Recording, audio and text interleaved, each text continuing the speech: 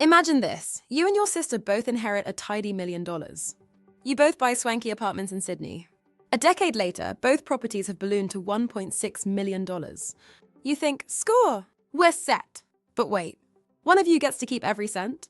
The other hands over up to £72,000 to the UK taxman.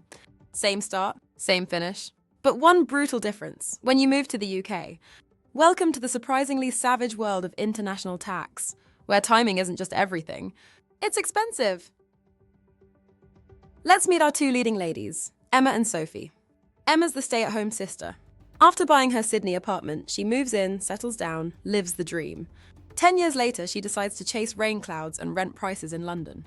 She moves to the UK, rents out the Sydney pad for a few months, then sells. Tax bill? Big fat zero in the UK. Why?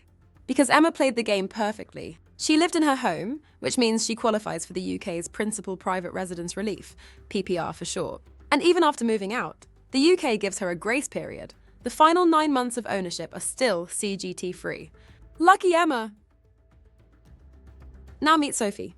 She buys the same type of apartment at the same price, but moves to the UK almost immediately. No unpacking, no Sunday brunches in Bondi, just a quick pivot to Big Ben and Drizzle. Her Sydney apartment turned into a rental from day one.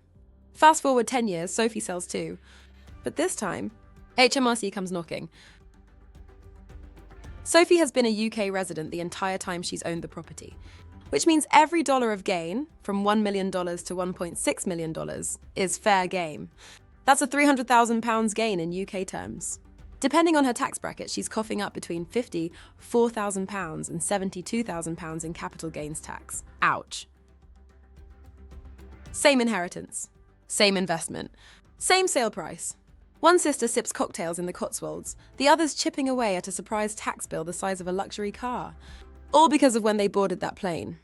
Let's take a moment to unpack why that timing mattered so much, and what you need to know to avoid getting caught out. Here's what Emma and Sophie's story reveals. The day you become UK tax resident. That's when the UK starts eyeballing all your assets. Doesn't matter if they're on Bondi Beach or in Timbuktu. Live in the property first? That's your golden ticket to PPR. Even just a little bit of time as your main home gives you huge tax relief, plus a bonus 9 months CGT free after you move out. Split year treatment exists, and it can be your best friend. Sell before or right after you become UK resident, and you might sidestep a tax on the full gain. UK versus Australia equals different universes. The rules don't match, the tax years don't align, and your calculator might cry. But with proper planning and a good advisor, you can avoid paying tax in both places on the same gain. And don't forget currency risk. HMRC counts your gain in pounds, not dollars. So if the Aussie dollar tanks while your property value soars, your tax bill might be higher than you think, even if you lost in AUD terms. And just when you thought you were done, surprise! Buy a UK home while still owning your Aussie place, and bam! The government hits you with an extra 5% stamp duty, even if your UK property is your first. So, here's the punchline. Emma moved after living in her home. Sophie moved before ever using hers. One saved £70,000. The other didn't. When it comes to tax, it's not just location, location, location. It's timing, timing, timing.